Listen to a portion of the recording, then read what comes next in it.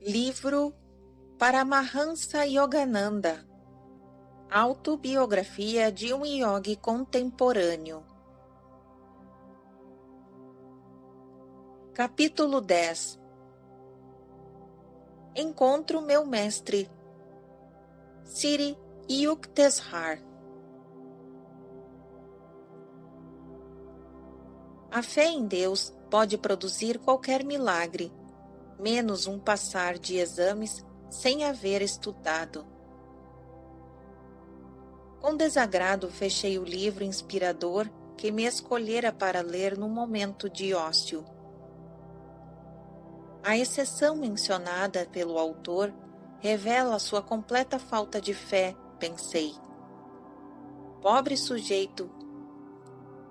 Que grande respeito demonstra pela lâmpada do estudante acesa pela noite adentro. Minha promessa a papai fora a de que eu terminaria meus estudos secundários. Não pretendo passar por aluno aplicado. Transcorriam os meses e me encontrava com maior frequência, não na sala de aula, mas em lugares de retiro ao longo do Ghats, de banho de Calcutá. O yogi sente grande atração pelos terrenos vizinhos usados para incineração de cadáveres e especialmente repulsivos à noite. Quem busca a essência imortal não pode desmaiar à vista de alguns crânios descarnados. A insuficiência humana torna-se manifesta ante o melancólico espetáculo de um ossário. Eram, pois, de natureza diferente as vigílias dos estudiosos acadêmicos e as minhas à meia-noite. A semana de exames finais na escola secundária hindu aproximavam-se com rapidez. Este período de interrogatórios, como assombrações sepulcrais, inspira um terror bem conhecido. Minha mente, porém, continuava em paz. Desafiando os aspectos, eu tratava de exumar uma ciência que não se encontra nos salões de conferências. Faltava-me, contudo, a arte de Swami Pranabananda, que facilmente aparecia em 2 lugares ao mesmo tempo. Meu raciocínio, embora a muito pareça ilógico, era o de que a inteligência divina perceberia meu dilema e me livraria das complicações. A irracionalidade do devoto brota de milhares de demonstrações inexplicáveis do auxílio de Deus quando em dificuldade. Olá, Macunda. Mal o consigo ver nestes dias. Um colega abordou-me uma tarde em Gupar Road. Olá, Nantu. Minha invisibilidade na escola parece ter me colocado numa situação decididamente difícil. Eu desabafei sob seu olhar amigo. Nantu, aluno brilhante, riu-se cordialmente. Minha afirmação não deixava de ter seu aspecto cômico. Você está completamente desesperado para os exames, disse ele. Suponho que me cabe ajudá-lo. Estas simples palavras transmitiram uma divina promessa aos meus ouvidos. Com vivacidade visitei o lar de meu amigo. Bondosamente, Nantu esboçou a solução para vários problemas que supunha eles seriam apresentados pelos professores. Estas questões constituem a isca que prendera na armadilha dos exames muitos alunos confiantes. Lembre-se das respostas e escapará airosamente. A noite havia avançado muito quando parti. Estalando de erudição imatura, rezei fervorosamente para que ela permanecesse comigo durante a crise dos próximos dias. Nantu preparara em várias matérias, mas esquecera sob a pressão do tempo meu estudo de sânscrito. Ardorosamente lembrei a Deus este descuido.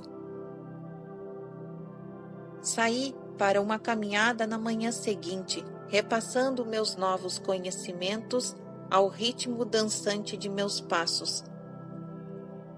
Ao tomar um atalho entre as ervas de um quarteirão não construído, meu olhar caiu sobre algumas folhas soltas e impressas. Agarrei-as triunfante. Em minha mão estavam versos sânscritos. Procurei um erudito para ajudar este inseguro intérprete. Sua esplêndida voz encheu o ar com a beleza melínflua do antiquíssimo idioma. Observação número 69. Sâncrita, polida completa. O sânscrito é a irmã mais velha de todas as línguas indo-europeias. Seu alfabeto chama-se Devanagari, literalmente, morada divina. Quem conhece a minha gramática, conhece Deus. Panini, grande filósofo da antiga Índia, prestou este tributo à perfeição matemática e psicológica do sânscrito. Quem puder retraçar a pista da linguagem até suas origens, deve em verdade terminar onisciente. Fim da observação 69. Continuação da narrativa. É pouco provável que estes versículos excepcionais o ajudem na prova de sânscrito. O erudito rejeitou-os com ceticismo. Mas a familiaridade com aquele poema específico habilitou-me no dia seguinte a passar no exame de sânscrito. Graças ao lúcido auxílio de Nantu, obtive também em todas as matérias grau mínimo para aprovação. Papai teve a alegria de ver-me cumprir minha palavra, pois concluí o curso secundário. Meu reconhecimento alçou-se velozmente a Deus, cuja orientação única percebi naquela visita à casa de Nantu e naquele trajeto inusitado pelo terreno baldio coberto de detritos. Deus, em dupla travessura, dera expressão a seu plano oportuno para salvar-me. Folheei então o livro posto de lado anteriormente, cujo autor negara a Deus a primazia nas salas de exame. Não pude evitar o riso após meu próprio e silencioso comentário.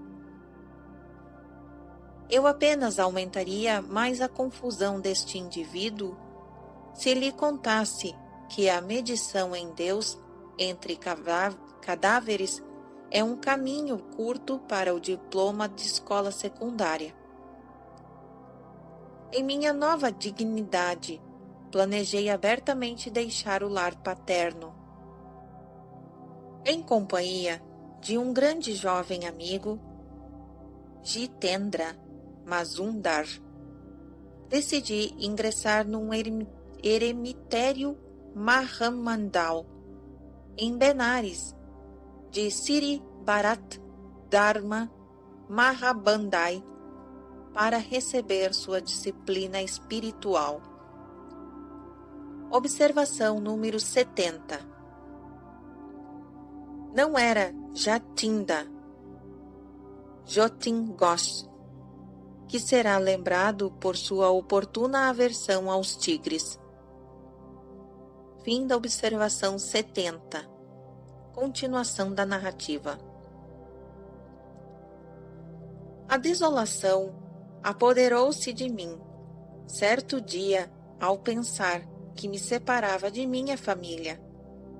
Desde a morte de mamãe, crescera em mim uma grande ternura por meus 2 irmãos menores, Sanandra e Bisru, e por minha irmã mais nova, Tamu. Corri para meu retiro, o pequeno sótão que testemunhara tantas cenas de meu turbulento sadhana. Observação número 71. Sadhana significa senda preliminar para Deus. Fim da observação 71. Continuação da narrativa. Depois de quase 2 horas de pranto, senti-me singularmente transformado, como se tivesse feito uso de um detergente alquímico. Todo o apego desaparecera. Minha resolução, procurar Deus, o amigo dos amigos, tornou-se inflexível como o diamante. Observação número 72. As escrituras hindus ensinam que o apego à família constitui uma ilusão que impede o devoto de procurar aquele que nos concede todos os dons, inclusive o dom de amar os parentes, para não mencionar o da própria vinda. Jesus também ensinou: quem ama pai ou mãe mais do que a mim, não é digno de mim. Mateus 10, versículo 37. Fim da observação 72. Continuação da narrativa. Faço um último apelo. Meu pai mostrava-se consternado quando me apresentei a ele para receber sua bênção. Não me abandone, nem a seus aflitos irmãos e irmãs. Pai venerado, como posso exprimir-lhe todo o meu amor? Maior, porém, é meu amor pelo Pai Celestial, que me fez presente em um Pai perfeito na terra. Permita-me ir para voltar um dia com mais compreensão divina. Com o relutante consentimento paterno, saí para me encontrar com Jitendra, já em Benares, no eremitério. A minha chegada, o jovem chefe Swami Dayananda cumprimentou-me cordialmente. Alto e magro, de aspecto pensativo, ele me impressionou de modo favorável. Sua bela face tinha a serenidade de um Buda. Foi agradável encontrar em minha nova residência um sótão onde eu dava um jeito de passar as madrugadas e as manhãs. Os membros de Ashram, conhecendo pouco das práticas meditativas, pensavam que eu deveria empregar meu tempo inteiro em tarefas de organização. Elogiaram-me pelo meu trabalho, às tardes no escritório. Não procure capturar Deus tão depressa.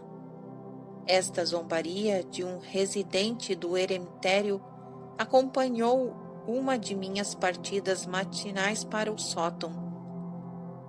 Dirigi-me a Dayananda, ocupado em seu pequeno santuário com vista para o Ganges. Swami, não me entendo. O que exige de mim aqui? Observação número 73. Swami é o sufixo habitual de respeito usado especialmente em contatos pessoais. Assim, Shawamji, Guruji, Siri Yuxterharji.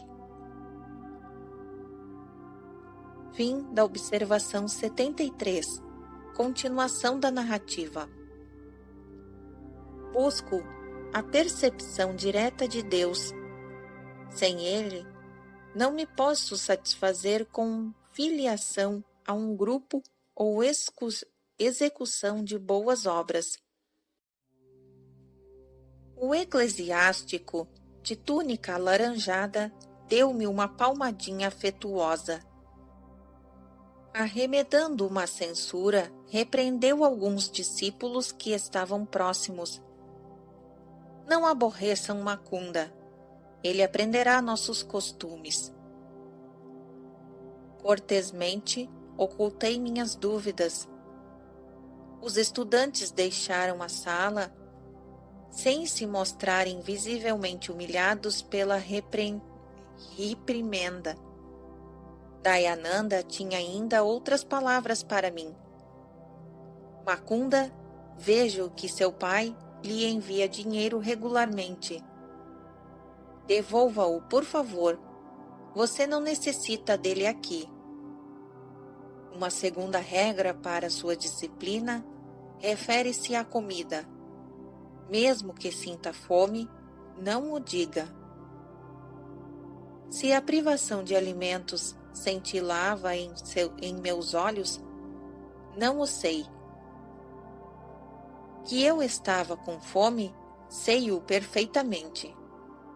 A primeira refeição no eremitério ocorria invariavelmente ao meio-dia.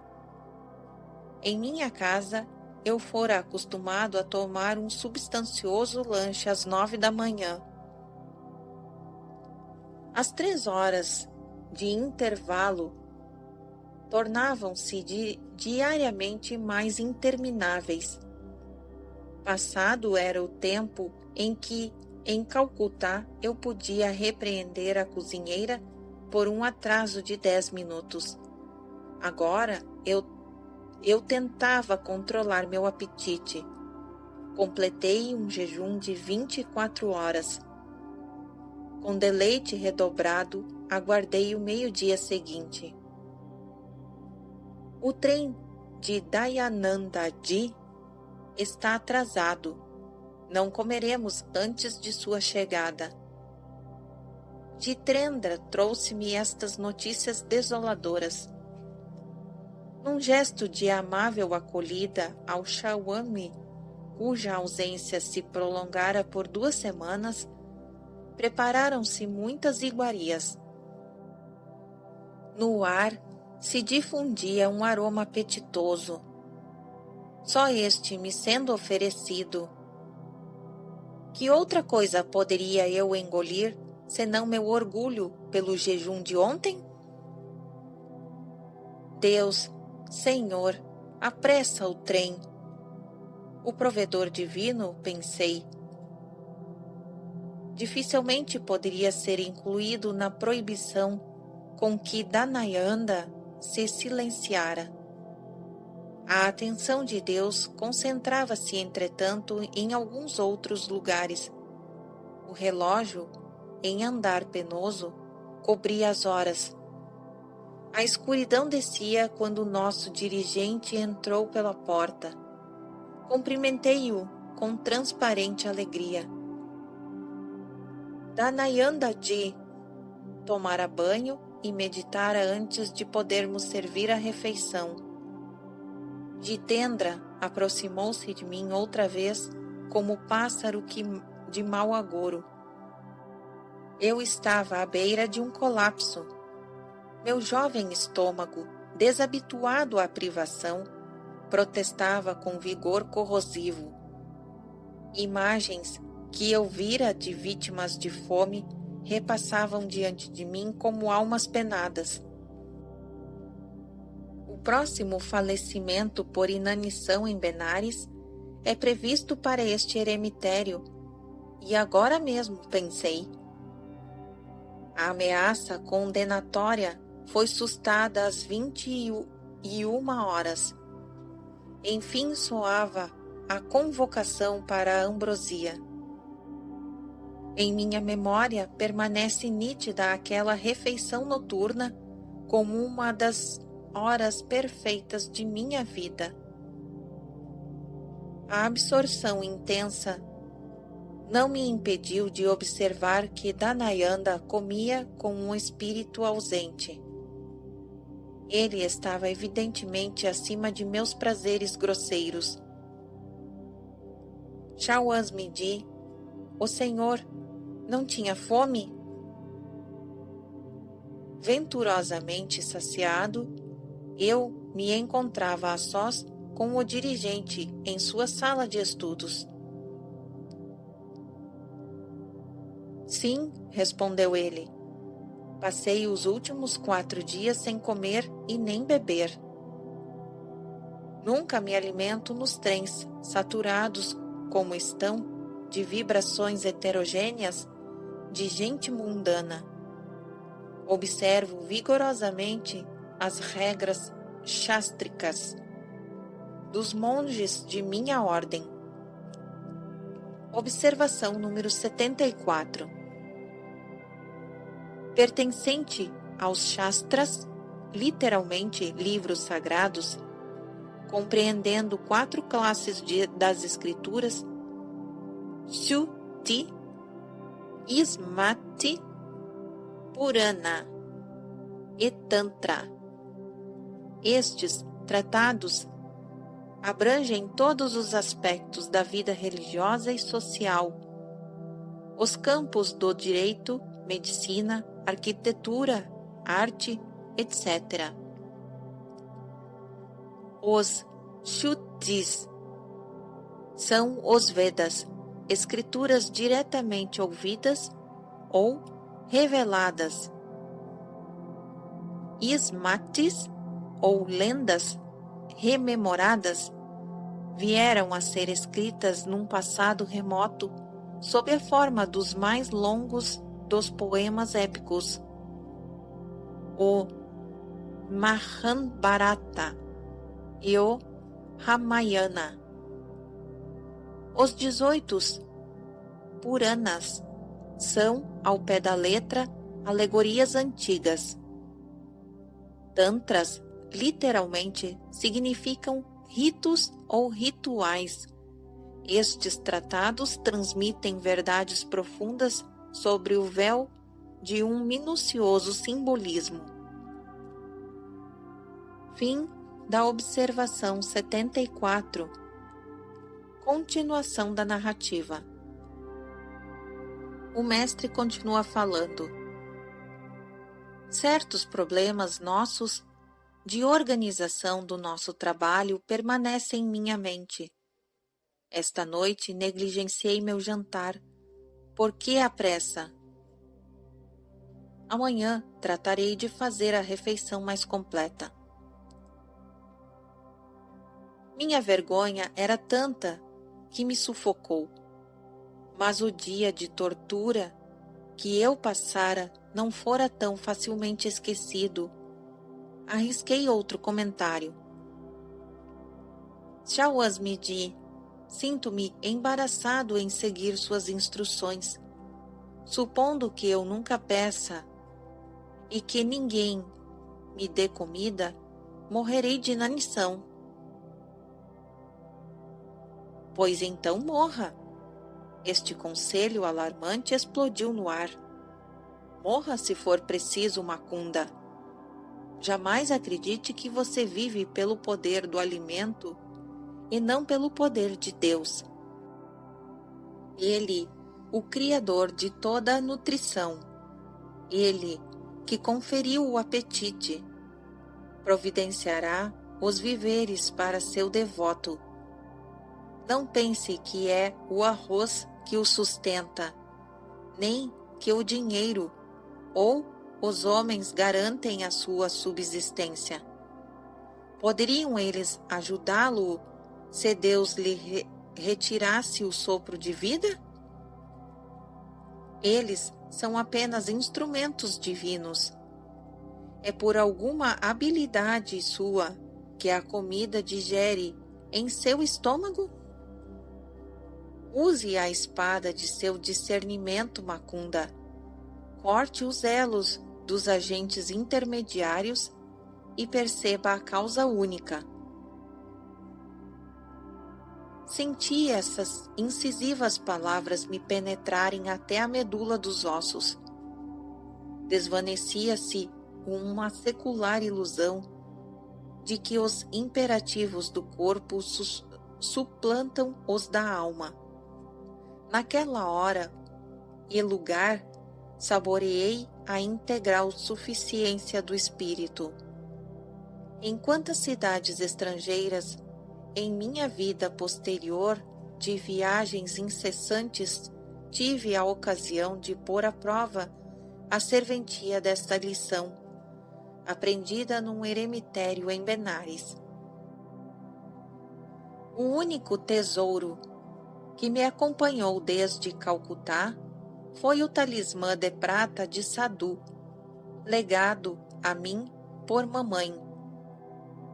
Guardando-o durante anos, eu o tinha agora cuidadosamente escondido em meu quarto do Ashram.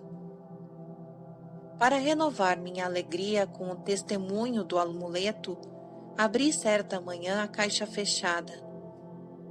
A cobertura estava intacta, mas o talismã havia desaparecido. Com pesar, rasguei seu invólucro e certifiquei inequivocamente. De acordo com a predição, desvanecera-se no éter donde o Sadhu o fizera vir. Minhas relações com os discípulos de Dhanayanda pioraram constantemente. Os residentes se indispunham comigo, feridos com meu decidido isolamento. Aderindo rigorosamente à meditação no verdadeiro ideal, e por este eu deixara meu lar e todas as ambições mundanas. Eu atraía críticas superficiais de todos os lados. Dilacerado de angústia espiritual, entrei certa madrugada no sótão, resolvido a orar até que uma resposta me fosse concedida. Misericordiosa Mãe do Universo, ensina-me tu, mesma, através de visões ou através de um guru enviado por ti. Horas decorreram sem que minhas súplicas pontilhadas de soluços tivessem resposta. De súbito senti-me como se fosse erguido corporalmente em uma esfera ilimitada. Teu mestre vem hoje.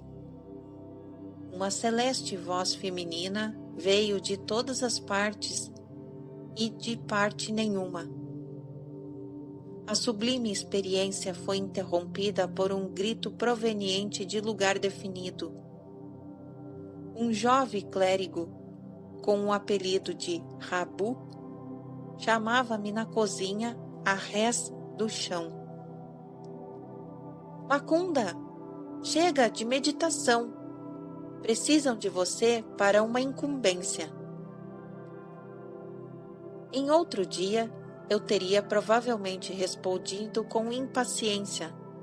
Agora, enxuguei minha face estumecida pelas lágrimas e mansamente obedeci à intimação.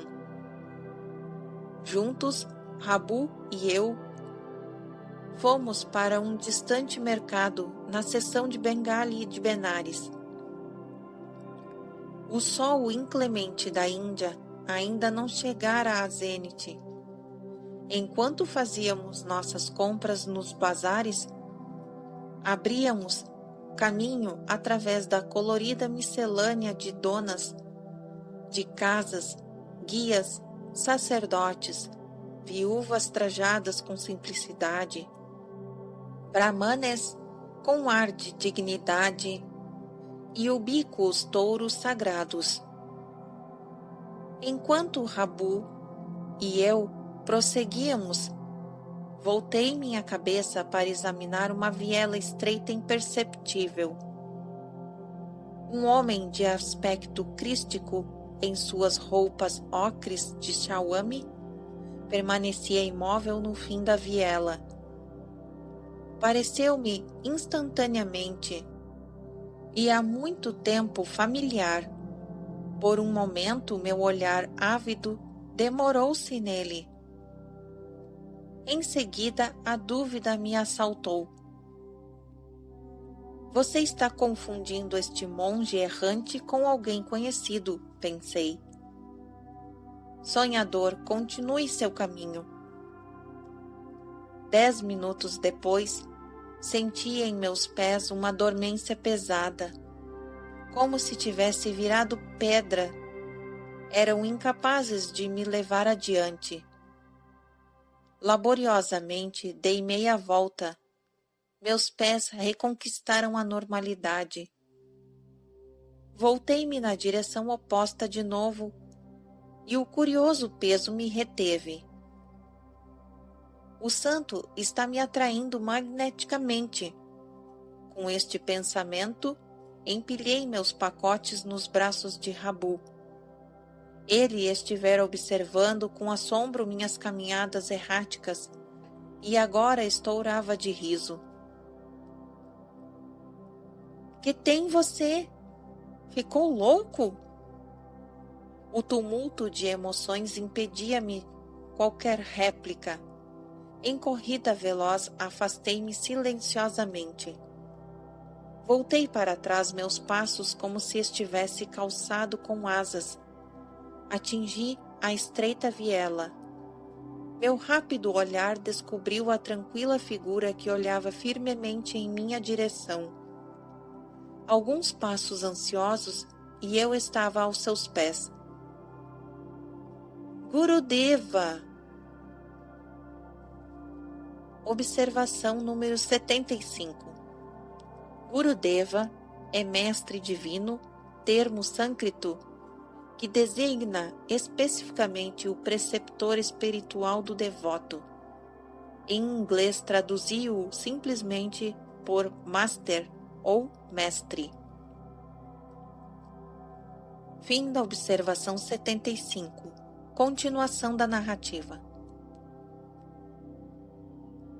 Sua face divina era a mesma que eu vira em milhares de visões.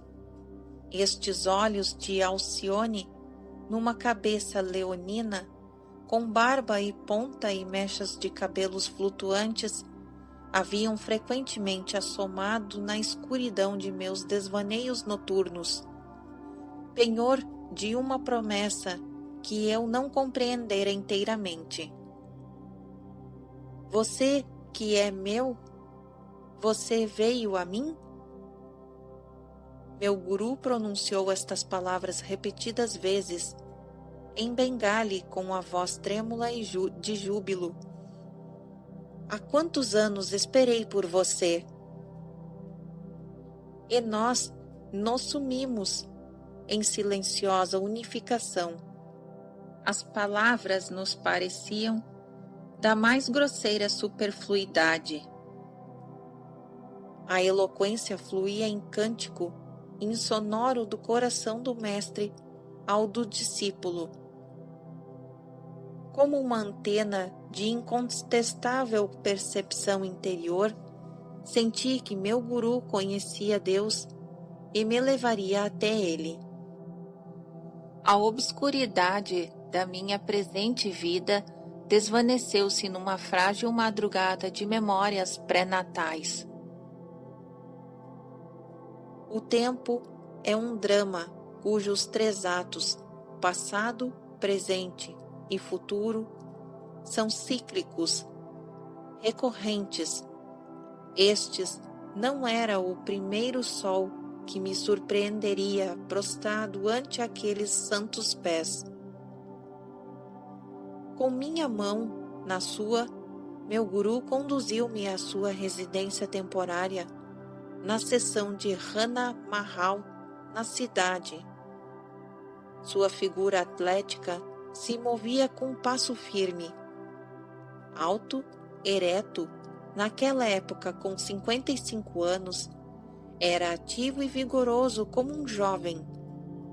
Seus olhos escuros eram grandes, belos de sabedoria insondável. O cabelo levemente ondulado suavizava sua face de absoluto poderio. A força mesclava-se sutilmente com a gentileza. Enquanto nos aproximávamos do terraço de pedra de uma casa sobranceira ao Ganges, ele me disse afetuosamente: Eu lhe darei meu eremitério e tudo quanto possuo. Senhor, vim para obter sabedoria e percepção de Deus. Estes são de seus tesouros os que busco. O rápido crepúsculo da Índia tingiu-se de meias tintas antes que meu mestre falasse outra vez. Seus olhos concentravam insondável ternura. Dou-lhe meu amor incondicional. Palavras preciosas. Um quarto de século decorreu antes que eu tivesse outra prova verbal de seu amor. Seus lábios eram estranhos à veemência. O silêncio conduzia com seu coração oceânico. Você me dará o mesmo incondicional amor? Ele demorou em mim, os olhos cheios de infantil confiança.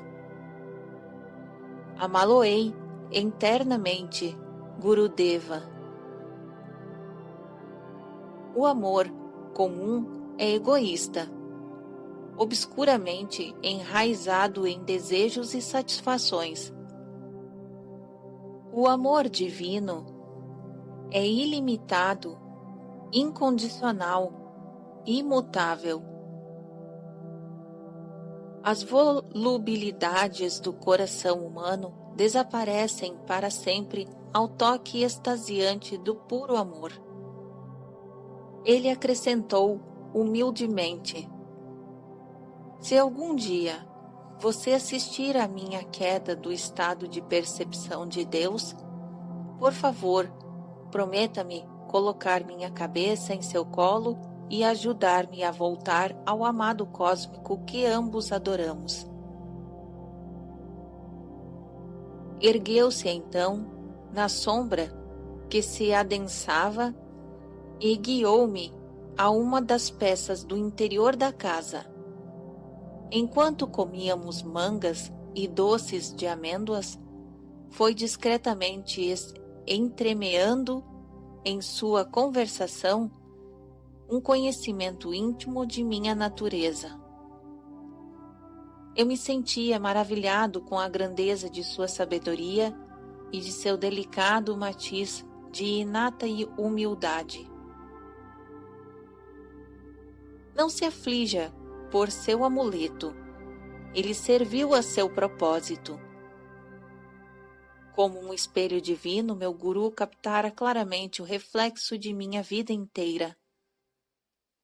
A realidade palpitante de sua presença, mestre, é uma alegria que transcende qualquer símbolo.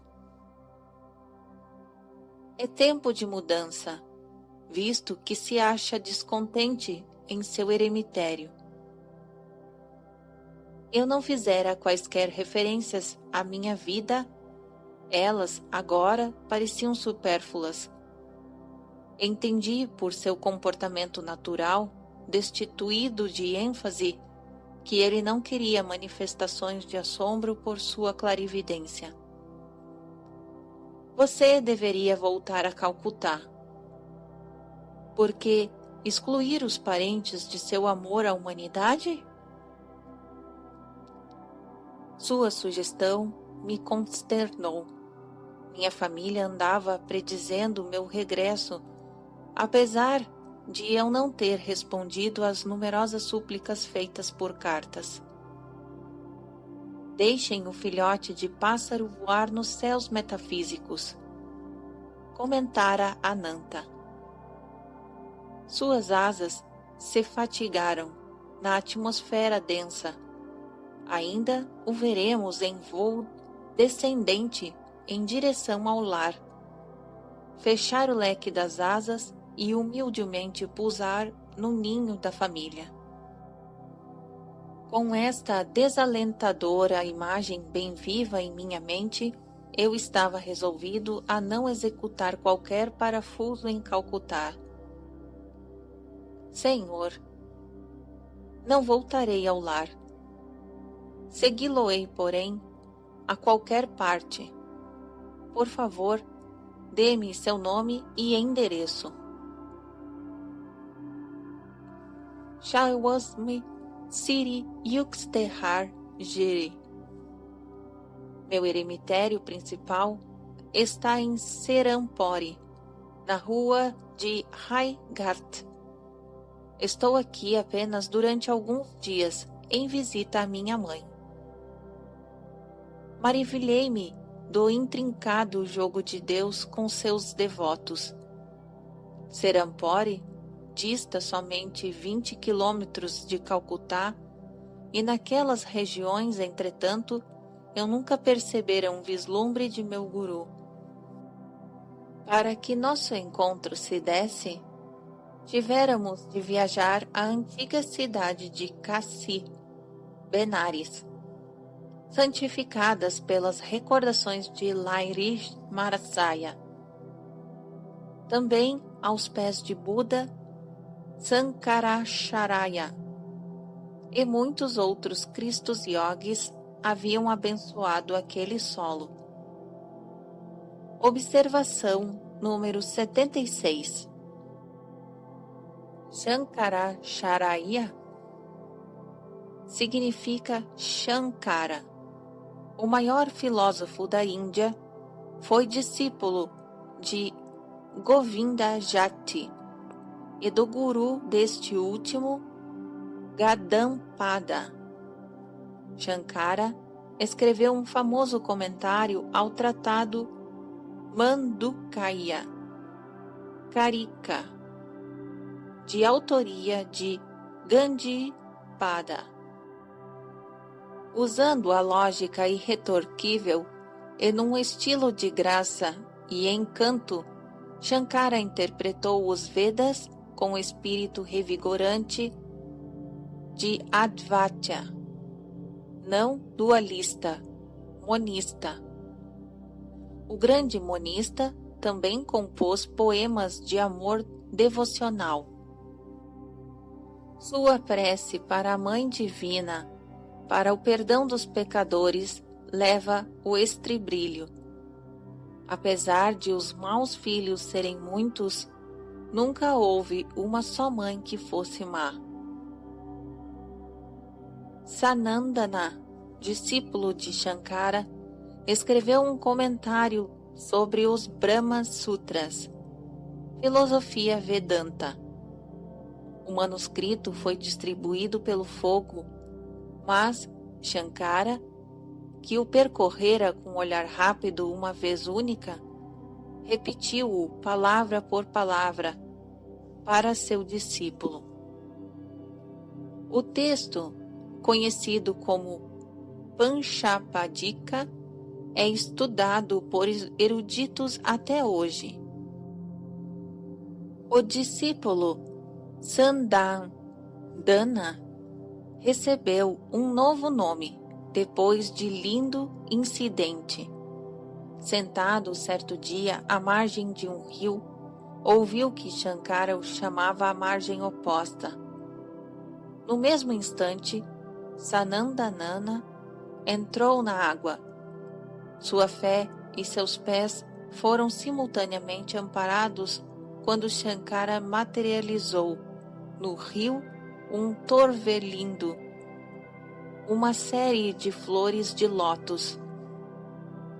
Desde então, o discípulo tornou-se conhecido como Padmapada, pés de lótus. No Panchapadika, Padmapada oferece muitos tributos de amor a seu guru. O próprio Shankara escreveu as seguintes linhas de beleza: nenhuma comparação existe nos três mundos adequada a um verdadeiro guru. Se a pedra filosofal pudesse verdadeiramente ser o que se pretendeu, apenas poderia transformar o ferro em ouro, nunca se transformar em outra pedra filosofal. O mestre venerado, ao contrário, faz do discípulo que se refugia a seus pés um outro mestre. O guru é, pois, incompatível, isto é, transcendental. Serinária de versos 1. Shankara foi uma rara combinação de santo, erudito e homem de ação. Apesar de ter vivido apenas 32 anos, muito de seu tempo foi despendido às viagens árduas a todos os recantos da Índia, propagando sua doutrina Advaita. Milhares de pessoas reuniam-se ansiosas de ouvir o confortador fluxo de sabedoria dos lábios do jovem monge descalço. O zelo reformador de Shankara incluiu a reorganização da veneranda ordem monástica dos Shuasmis. Veremos isso no capítulo 24.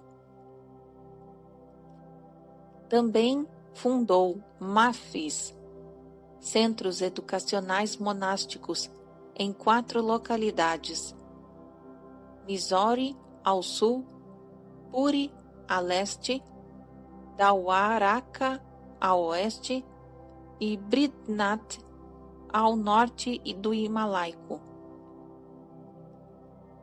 Os 4 MAFIS do grande monista, recebendo doações liberais de príncipes e gente do povo, davam instruções gratuitas em gramática sânscrita, lógica e filosofia Vedanta. O objetivo de Shankara, ao localizar seus MAFIs nos 4 cantos da Índia, foi a promoção da unidade religiosa e nacional pelo vasto país.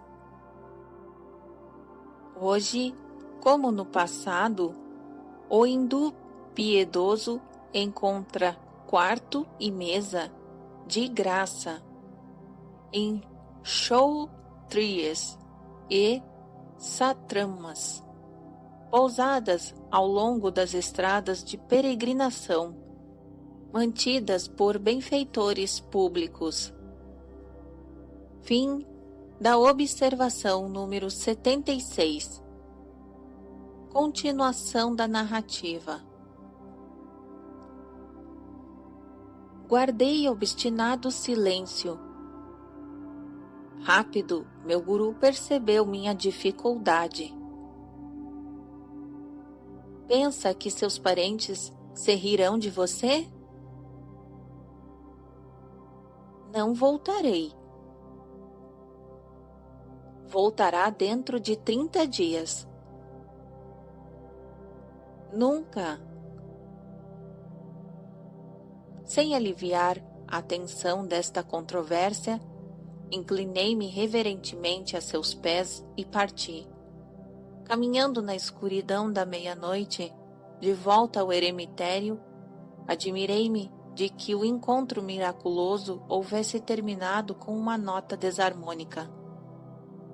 Os 2 pratos da balança de Maya, que equilibram toda a alegria com uma dor. Meu jovem coração não era ainda maleável sob os dedos transformadores de meu guru.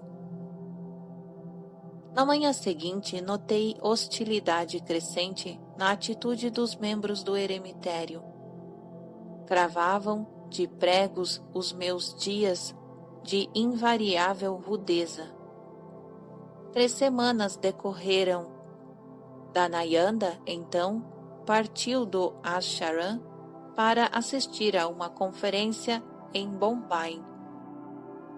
O inferno desabou sobre minha desventurada cabeça. Mukunda é um parasita, aceitando a hostilidade do eremitério sem retribuir adequadamente. Ouvindo este comentário, lamentei pela primeira vez haver obedecido à solicitação de devolver meu dinheiro a papai. Com o coração oprimido, procurei meu amigo Jitendra. Vou-me embora. Por favor, transmita minhas escusas respeitosas a Dhanayandaji quando ele voltar. Partirei também. Minhas tentativas para meditar aqui não foram mais felizes que as suas. Jitendra expressou-se com determinação. Encontrei um sábio semelhante a Cristo. Vamos visitá-lo em Serampore. E assim, o pássaro preparou-se para a descida vertiginosa, perigosamente perto de Calcutá.